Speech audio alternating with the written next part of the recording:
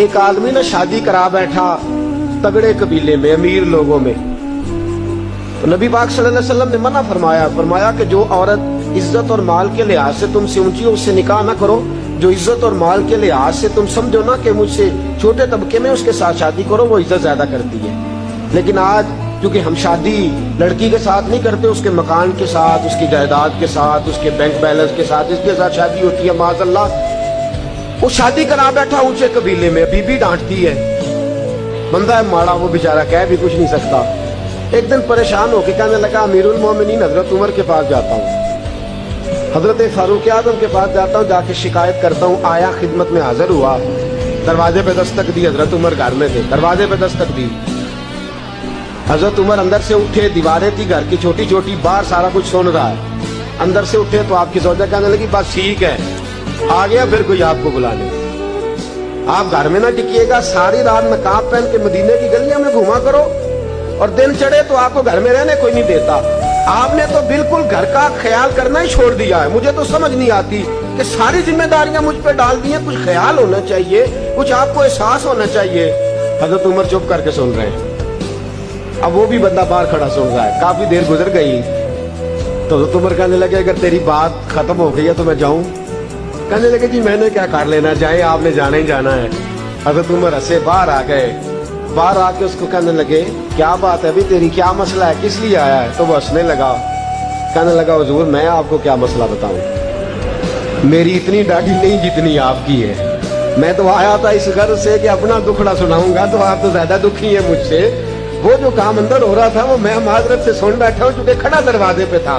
تو حضور میں جس مقصد کے لیے آیا تھا مجھے تو اپنی بھول گئی ہے، مجھے تو آپ سے ہمدردی ہو گئی ہے.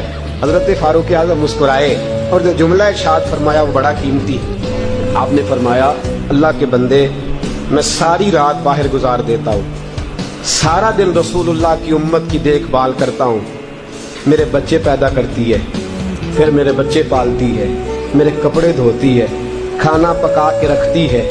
فرمایا تو دیکھ تو صحیح کہ مجھے اپنی بیوی پر سب سے بڑا فخر یہ ہے کہ میں کئی راتیں بھی گھر نہیں آتا تو میرا بستر کبھی ناپاک نہیں ہو سکتا.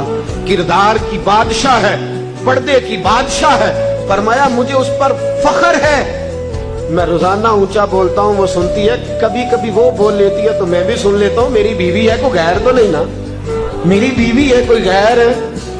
روز میں اونچا بولتا ہوں تو سنتی ہے، تو کبھی کبھی سن لینا چاہیے. کب؟ کبھی کبھی لڑائی نہیں ہوگی انشاءاللہ. اگر آپ کبھی کبھی سننے کا پروگرام بنائیں گے نا تو لڑائی.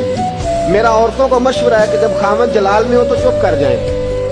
ہمارے استاد گرامی ہمیں ایک چٹکلا سنایا کرتے تھے، کہتے تھے ایک بی بی کسی بزرگ کے پاس گئی، کہنے لگی حضرت جی خامد بڑی لڑائی کرتا ہے، جب آتا ہے گھر میں فساد شروع ہو جاتا ہے، کوئی تعویذ دے دے. تو انہوں نے ایک تعویذ اس کو بنا کے دیا. کہنے لگے جب وہ گھر آئے تو دانتوں کے نیچے دبا لینا، دانتوں کے نیچے دبا کے رکھنا، کھولنا نہیں. 1 مہینے کے بعد آئی، کہنے لگی حضور آپ کے تعویذ میں بڑا کمال ہے، میرے گھر کی تو لڑائی ختم ہو گئی. کہنے لگے تعویذ کا کمال نہیں، میں نے تیری زبان ہی بند کر دی ہے، تو جب تک چپ رہے گی تب تک انشاءاللہ فساد نہیں ہوگا.